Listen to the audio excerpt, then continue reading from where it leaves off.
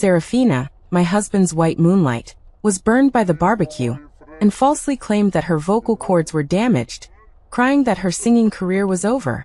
In a fit of rage, he tied me, who was about to give birth, directly to a tree and piled firewood underneath, then lit it. Alara, you knew that Serafina's most important thing was her vocal cords, and you still deliberately brought the scorching barbecue to her. I see that you did it on purpose. I looked at the increasingly fierce flames under my feet, and endured the severe pain in my abdomen, begging him to spare me and the child. Declan, the child will die like this. This is also your child. How can you be so cruel? The coldness in Declan's eyes was even more intense, but he didn't make any move to let me down. When you wanted to hurt Serafina, you should have thought about the consequences. I will make you bear 1,000 times, 10,000 times the price. You're so far along in your pregnancy. How could anything happen to the child?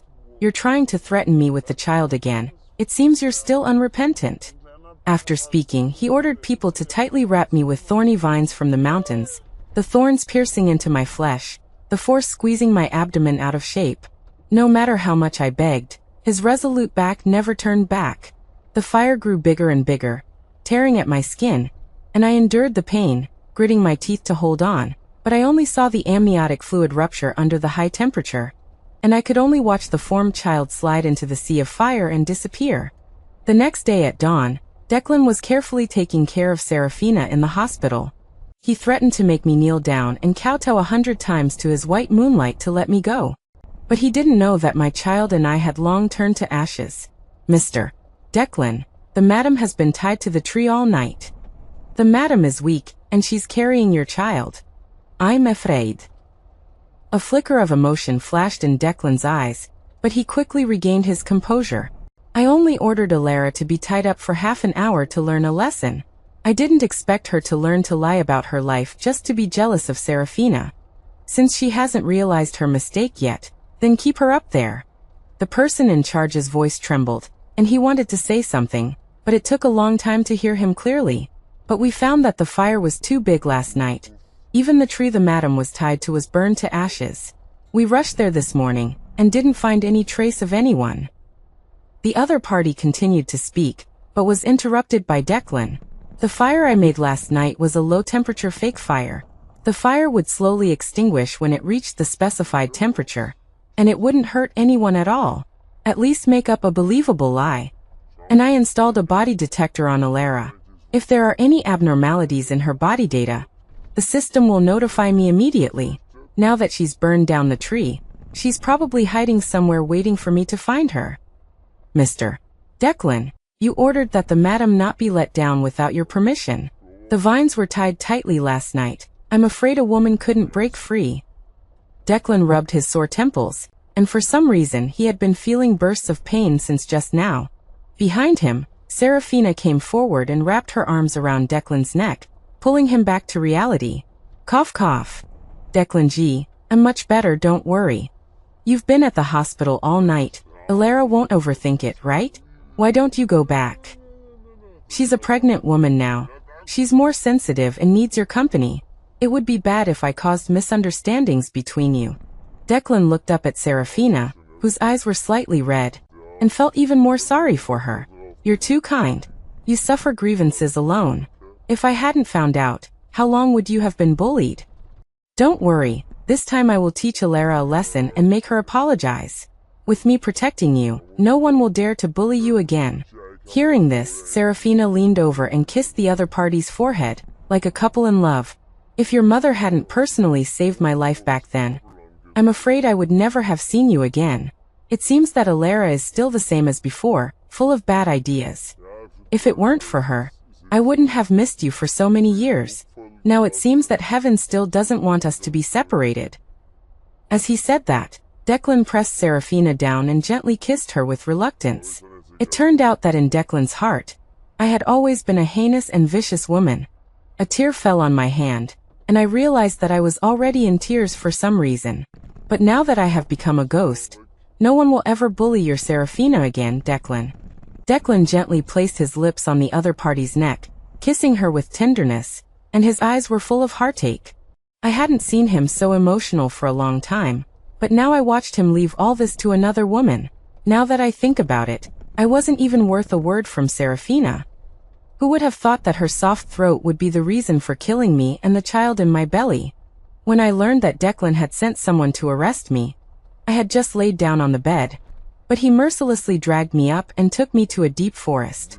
It was then I realized that I was alone and helpless. Looking at the flames rising behind me, and thinking of the unborn child, I knelt on the ground and repeatedly begged Declan for mercy. I didn't even notice the blood seeping from my forehead. I only saw him grab me and his eyes mixed with anger. Alara, what are you pretending to be pitiful for? When you bullied Serafina, why didn't you think about how much pain she was in? Do you think that just because you're pregnant, everyone has to listen to you? Do you think I'll spoil you endlessly just because you're carrying my child? It's too late, you shouldn't have touched Serafina. Seeing that I showed no signs of giving up struggling, Declan directly sent several strong bodyguards to tie me to the tree with the thorny vines that had been prepared. As I struggled violently, some thorns pierced deeply into the flesh, and strands of blood dripped onto the fire and evaporated instantly. I felt the moisture on my body decreasing little by little, and the fire spread to the hem of my pants, scorching my flesh, but it was blocked by the wood. I let out a tearing cry for help, and Declan's footsteps moved forward a few steps uncontrollably, but were stopped by Serafina. She covered her mouth and squatted on the ground, looking like she couldn't breathe properly. Declan G, there's so much smoke here, and my throat is injured again. My throat hurts so much right now. Declan immediately stopped, and turned around to hug Serafina in his arms. I'm so afraid that I won't be able to speak or sing again in the future. I don't want to become mute. His eyes were only on Serafina, he couldn't see me at all, and he left me without hesitation. The fire grew bigger and bigger, but I was completely controlled. The flames made my flesh tighten, and then slowly went up. Large amounts of smoke went into my lungs, making me unable to call for help, and I could only rely on my remaining strength to save myself. Perhaps the child in my belly felt uncomfortable, and wanted to come out quickly. The amniotic fluid ruptured and a warm current flowed out, but I knew that giving birth to the child now would be fatal. My hands and feet were trapped, and I couldn't control the speed at which the child fell at all. I didn't even notice that a layer of skin had been rubbed off my wrist. I then realized that the inside of the tied vines revealed the wires inside after being burned, firmly fixing me in place. The flames baked the skin, causing it to lose its elasticity and become layers of useless skin. Soon, the skin couldn't hold the child, and I could only watch the child fall into the fire pit. Having lost my last hope, I no longer had any reason to persevere. My child turned to ashes before I could even hold him. I struggled non-stop, but found that I had broken free from the vines.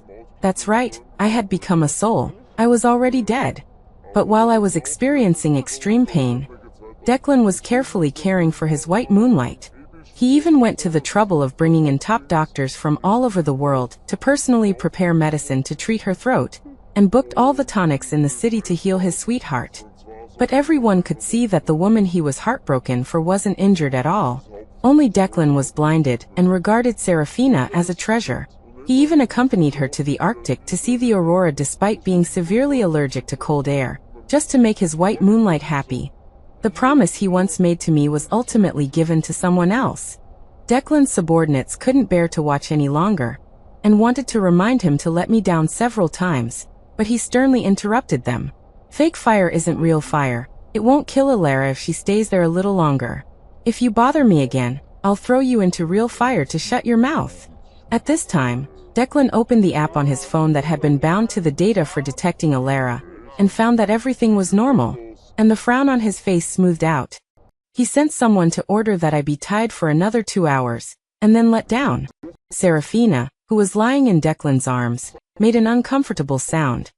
Declan G, I know Alara isn't easy either, so don't punish her so severely. It's nothing for me to be injured. She has your child in her belly. I don't want to be a bad person who bullies others. Declan stopped Serafina from finishing her words with his lips, and his love grew stronger. You are my living bodhisattva. If you hadn't gone to the temple to pray for me for a month and obtained this amulet, sincerely copying Buddhist scriptures, and your mother's superb skills, how could I have been reborn? As Declan spoke, He groped for the amulet beside his belt, while Serafina lowered her head and nodded in agreement with an unnatural expression. It turned out that Declan's favoritism was all a sincere compensation to his savior, and Serafina received it without any fear. Declan, when you know the truth, will you still be so calm?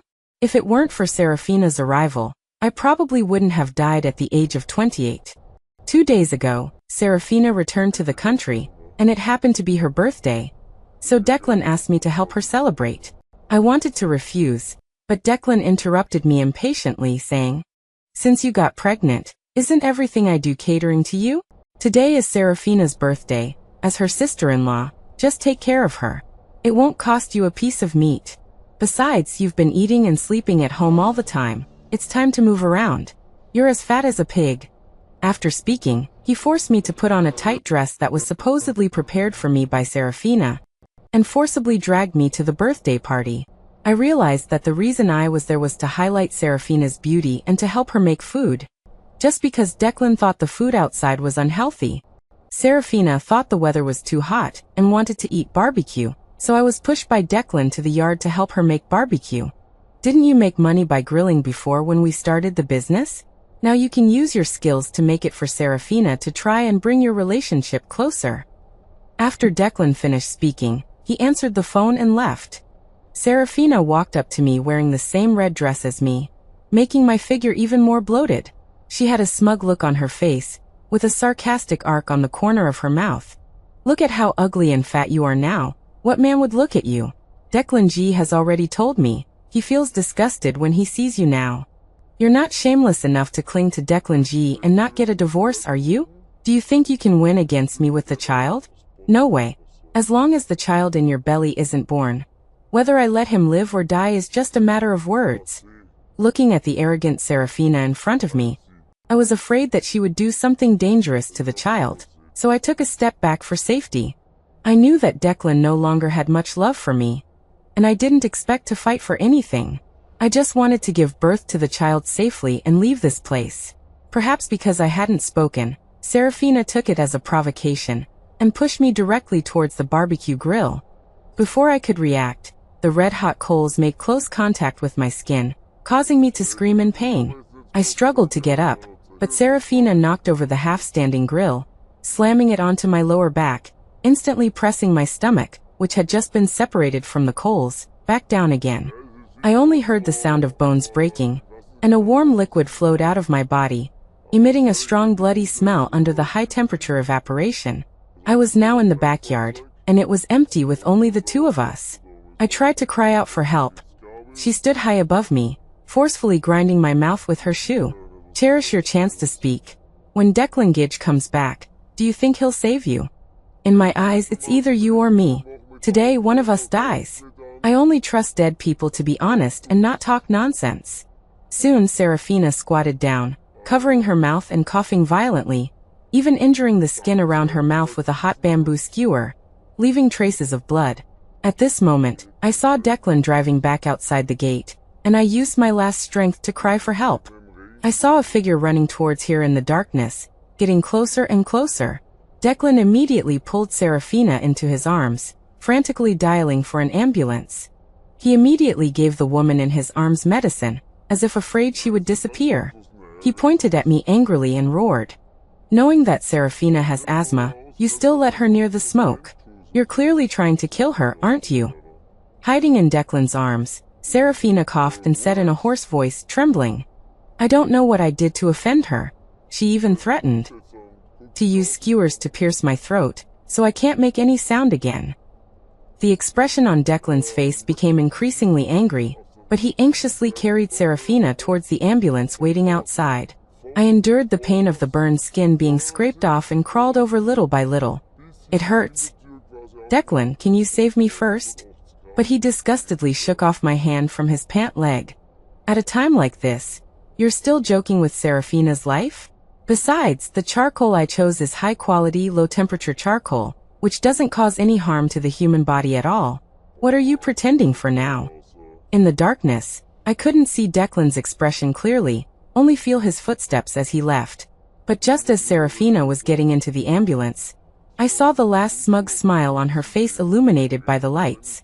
Her mouth seemed to be telling me, "You can't win against me." I desperately tried to save myself, enduring the pain of the flesh separating, little by little, and called 120 for help. Fortunately, my timely self-rescue saved the child's life. I thought it was over, but I didn't know that a real nightmare was quietly coming. "Mr. Declan, we've been searching all day and haven't found any trace of Madam. Not even a body." Declan threw the teacup in his hand against the wall, shattering it. After a long while, he curled up the corners of his mouth in a relieved manner. "She's addicted to playing dead, isn't she?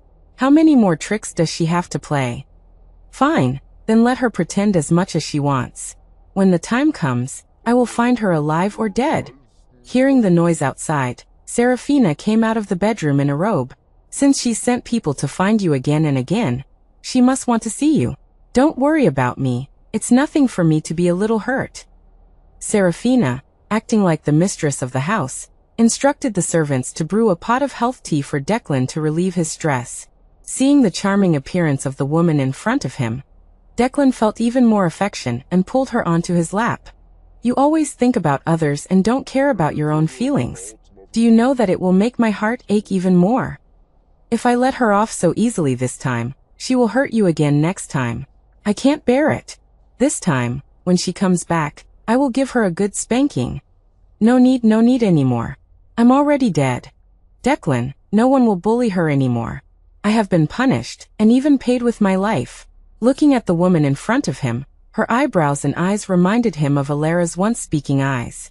Come to think of it, it had been a long time since he had really looked at her eyes. Serafina was staring at him affectionately and wanted to kiss him, but Declan turned his head to the side, feeling a sense of melancholy in his heart. Finally, he ordered the driver to prepare the car and coaxed Serafina with a smile. "I'll personally see what tricks Alara has. When I find her, I'll make her kneel down and apologize to you." Declan followed the team into the mountains. For some reason, his heart became increasingly uneasy. It wasn't until Serafina called him several times that he came back to his senses. In a clearing where the grass had been burned to ashes, only a bare tree remained that had not been completely burned. Black charcoal hung on the tree, and a piece of black cloth, blown in from somewhere, hung on it, covering my face and making it impossible to distinguish the appearance from a distance. But Declan dared not take a step forward. The employees in charge of controlling the scene all stopped and waited for Declan's instructions. Without his order, no one dared to dispose of this unidentified object at will. He probably hadn't realized that his hand was trembling slightly and unnaturally. Then, he regained his composure and called the chief person in charge. "Alara has sent people here again and again, just wanting to see me, right? What is she playing now with playing hard to get? Tell me, where is she hiding?" Serafina came to see her while ill. "Tell her to come out and apologize to Serafina. Otherwise, this matter is not over." I looked at the charred remains of my body, and my heart had long been dead. "Declan, I'm right in front of you. You killed me with your own hands. Why can't you recognize me? Even after I'm dead, aren't you going to let me go?" The chief person in charge next to him didn't dare to breathe loudly and said tremblingly, That's Madam. If you don't believe me, you can check it yourself. None of us would dare to lie to you." Seeing that the person in front of him was still concealing Alara's whereabouts, Declan's anger rose, his anger greater than fear, and he strode forward. His foot stepped on the child's body, and the fragile skeleton was instantly crushed. I wanted to desperately protect the child's bones, but was powerless to do so. My formless soul passed through Declan's body, and I could only let out a heartbreaking cry. But just as he was about to uncover the black cloth, Serafina stopped Declan. "Declan, I know Alara has a grudge against me, but she's using scary bone toys to mess with us now. She knows I'm timid. I'm afraid I'll have nightmares tonight." Declan stopped and hugged the Serafina who was about to fall, shouted into the air. "Alara, I know you are hiding nearby watching us now. While there is still room for recovery, I'll give you a chance. Let you safely give birth to the child at the Declan's house. If you still don't come out now, I will send people to tie up your whole family and feed them to the dogs." The surroundings were silent, with no response. Seeing that I hadn't appeared, Declan looked at the fragile woman in his arms, wanting to leave and punish Alara properly later. A gust of wind blew, and my charred face under the black cloth made eye contact with Declan. He fell to the ground in terror. Serafina screamed and fainted, breaking my bones in half as she fell.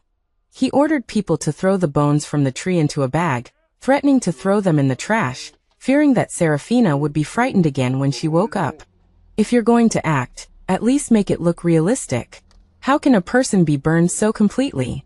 It's obvious that you used a fake skeleton, burned it, and threw it here to pretend. Are you all trash? Serafina is already fainted, but you're still standing here listening to Alara. Did I give you your salary for nothing? Today, she dares to joke with the child's life and her own life. In the future, she will dare to occupy the Declan's house. When I see her, I will give her a good punishment and change her temper. The special assistant in the dark could no longer listen, and took out a blue-black bracelet and handed it to Declan. He knew the origin of this bracelet. It was the bracelet he had saved up to buy for Alara in his first year of starting a business. Alara had always treasured it and wore it every day. The style was very simple and easily out of date. He had once promised to buy another bracelet to replace it on her birthday. But Declan now realized that it had been a long time since he had given Alara a gift. The special assistant threw the bracelet at Declan and said indignantly, "All these years, you have turned a blind eye to Madame's love for you. Now for a woman, you have destroyed her life. Just now, you crushed the body of your child with your own hands. The remains of your wife are in front of you, but you still don't believe it. Now that this bracelet appears, you should understand. Madame has accompanied you step by step to this day. She has enough love for you. Even Madame's body has left her with illnesses due to drinking and staying up late during the startup period, requiring her to take large amounts of medicine every day. Have you forgotten everything? It was Madame who insisted on breaking off relations with her by family parents in order to marry you, just to stabilize your company, which was about to go bankrupt. But what has Madame's love brought her in return? It's you for the sake of a woman, who are trampling on her, treating her like she's not human, preferring to believe someone else's words than Madame's thousands of words. Her love for you made you think she couldn't live without you. Now she's dead, are you satisfied? How could he easily forget after loving her for more than 10 years? During high school, I came to the city to study with my parents. My foundation was poor, my grades were difficult to keep up, and I was often bullied by classmates. In order to keep up with the pace of learning in the new school, I spent my lunchtime doing problems, which caused me to faint from low blood sugar during physical education class. It was Declan who disregarded other people's opinions, rushed forward to pick me up and take me to the infirmary. After knowing my situation, he promised to tutor me one-on-one after class. He even took the initiative to solve the problems of those who had bullied me after knowing that I was being bullied. I asked him why he was so good to me, and he said that I was very similar to someone he knew, but that person was no longer by his side. Perhaps because of the passage of time, when someone reached out and was willing to help me during the most difficult time, my feelings for him changed from goodwill to love. I seemed to understand what it felt like to like someone in the hazy years of youth. I followed him from high school and chose the same university as him, ignoring my parents' objections.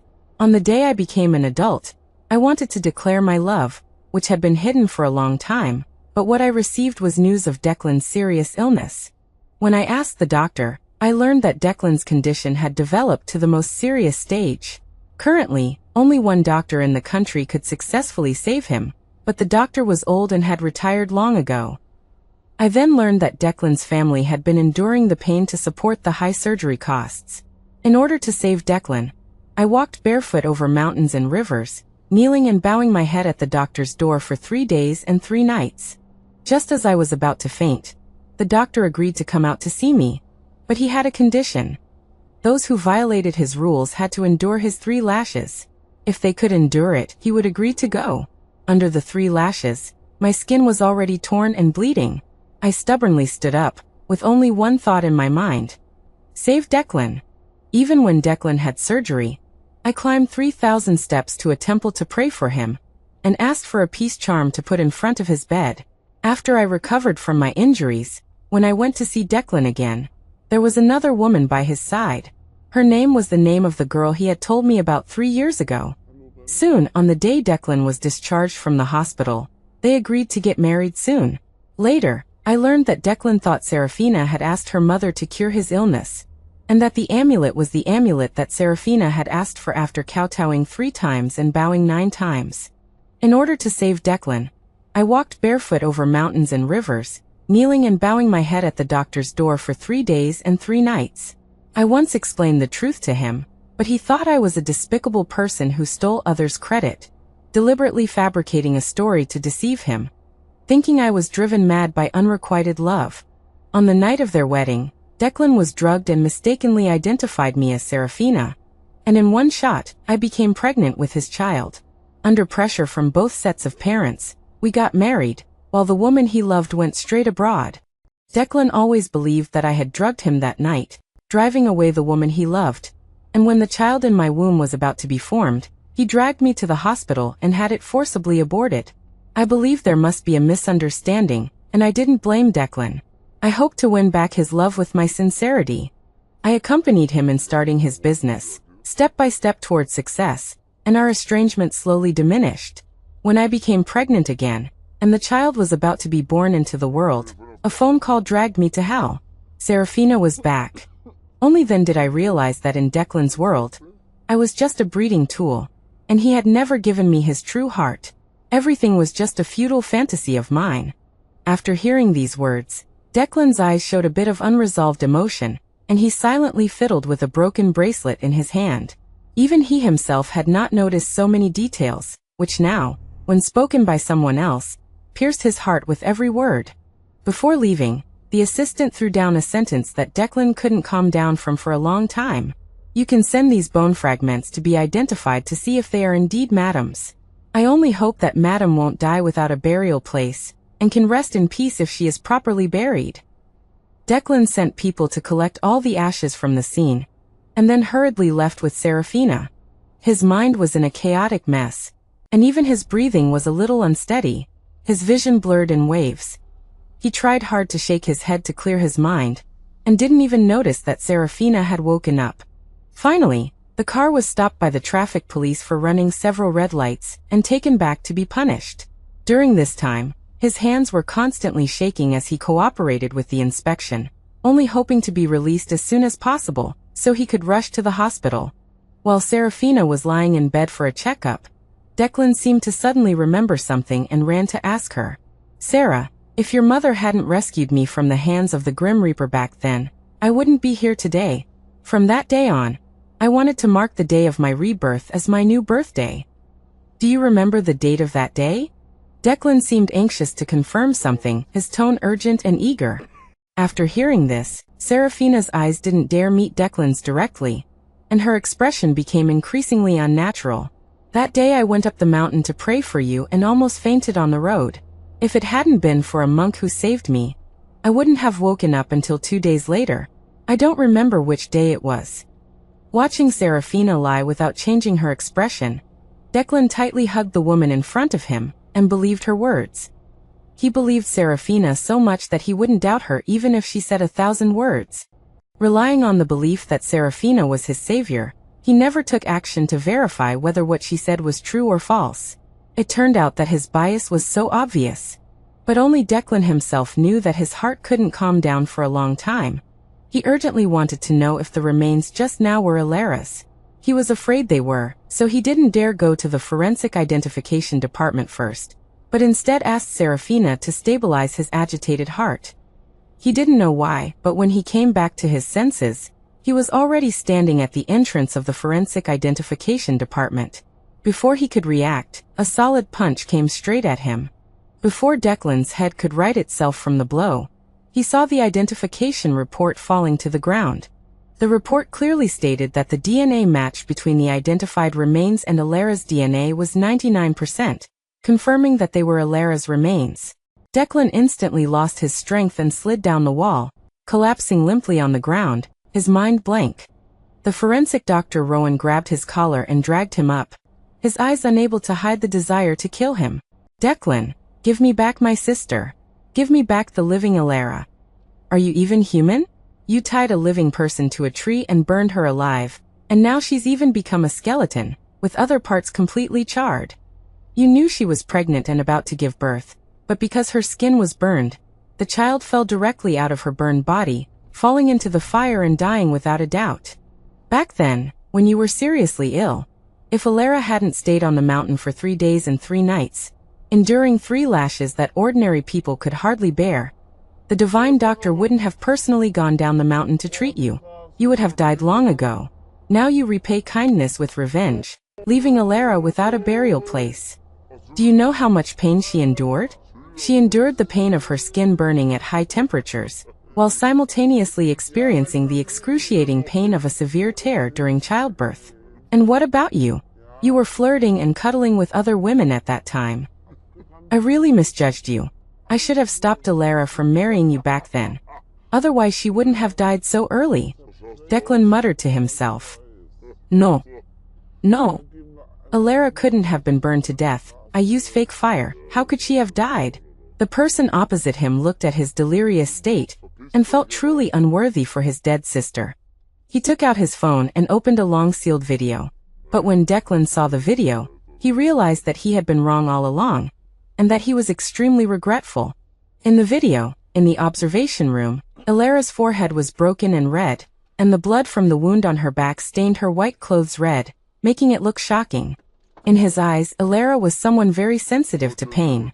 Now she knelt on the ground without fear of pain, begging the old monk in front of her, begging him to save the person she loved. On the other side, on the operating table, he was lying there with his eyes closed after being anesthetized, and Serafina's mother was performing surgery on him.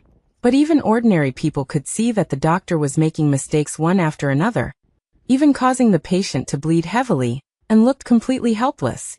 It wasn't until Alara heard that the old doctor had stepped in, and the surgery was successful, that Alara relaxed her nervous emotions and fainted. Only then did Declan come back to his senses. Alara had told him many times before, but at that time he only thought it was Alara using the opportunity to steal Serafina's credit. Now it seems that he didn't investigate clearly, and a momentary misunderstanding hurt her for a lifetime. Declan knelt on the ground, and tears dripped onto the white paper, blurring the ink. I want to see Alara just once. I'll go apologize to her. It was me, it was my fault. It was all my fault. Walking into the chilling morgue, although he had prepared himself mentally, he was still shocked by the scene before him. The bare skull could no longer be seen in its former appearance. Declan touched the air with his fingers, outlining her appearance when she was alive. Alara, how could I be so stupid? Only now do I realize that everything you did for me was real. I was wrong, Ella, come back, okay? Let me make up for the mistakes I made, okay? Looking at Declan's emotional appearance in front of him, I no longer felt anything in my heart. In his heart, I was a jealous, vicious woman. What use was his affectionate appearance now? As the white cloth was pulled away, the incomplete bones in front of him, and even everything below the pelvis, had long turned to dust.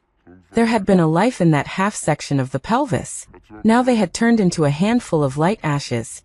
And even as the child's father, he had never seen what his child looked like when they were born. He wanted to hold his beloved woman one last time. He still remembered that she said she liked the warmth in his arms the most. Before he could use any force, the fragile bones broke into several pieces, as if silently telling him that his beloved woman would never come back. The black ash stuck to his hands. He was clearly a clean person, but now he just stroked the ashes carefully, unwilling to let go. While he was reluctant to part with Alara, he also questioned her death. He clearly used fake fire. He only wanted to give Alara a small warning. How could he have made such a big mistake? Outside the door, the assistant dragged in a homeless man who was covered in injuries and ragged clothes, and the first sentence he said made Declan understand the truth. I confess, I'll say everything, please let me go. A woman asked me to set a fire in the forest and burn Mrs. Declan to death, and promised to give me $1 million. Now I don't want the money anymore, just please let me go. Declan's blood rushed to his head, and he kicked the homeless man in front of him to the ground with one foot, even kicking the man until he couldn't get up to vent his anger.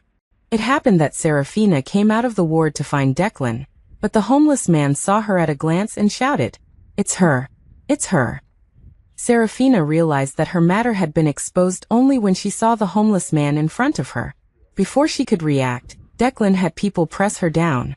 The man in front of her had scarlet eyes, looking like he was about to eat someone. Declan grabbed her chin and asked sternly, "Do you think you can still escape this time?